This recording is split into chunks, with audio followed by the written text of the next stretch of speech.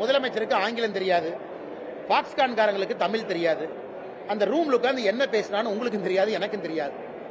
இதை நம்ம டிஆர்பி ராஜா அண்ணன் ரொம்ப கன்வீனியன்டா பாக்ஸ்கான் வந்தாங்க, ஒரு போட்டோவை போட்டு 15,000 கோடி 14,000 வேலை வாய்ப்பு அப்படி இப்படின்னு அடிச்சு விட்டார். பாக்ஸ்கான்காரன் அவன் பல பிரச்சனை அவனுக்கு இருக்கு. ஏன்னா ஆந்திரால இருந்து போன் பண்ணுவாங்க, மகாராஷ்டிரால இருந்து கூப்பிடுவாங்க, ஒரிசால இருந்து கூப்பிடுவாங்க. அதனால பாக்ஸ்கான்காரங்க அப்படியெல்லாம் பொய் சொல்லிட்டுலாம் போக முடியாதுங்க. அவங்க என்ன சொன்னாங்க, ஐயா நாங்க உங்க கூட்டத்துக்காக வரல, ஒரு ஆண்டுகளுக்கு முன்பே முடிவு செஞ்சோம் இந்த இடத்துல எக்ஸ்பான்ஷன் பண்ணணும், அதுபடித்தான் பண்ணணும். பாக்ஸ்கான் நிறுவனம் இன்று உண்மையை பேசிய பிறகு தமிழக அரசுக்கு பிரச்சனை.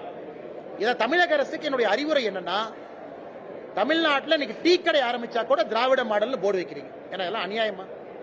அங்க பாத்தீங்கன்னா ஆந்திர பிரதேசல அண்ணன் சந்திரபாபு நாயுடு $15 பில்லியன் $15 பில்லியன் விசாகப்பட்டினத்தில் கூகுளை கொண்டு வந்து ஏஐ டேட்டா சென்டர் சத்தமே இல்லாம இறக்கிட்டார்.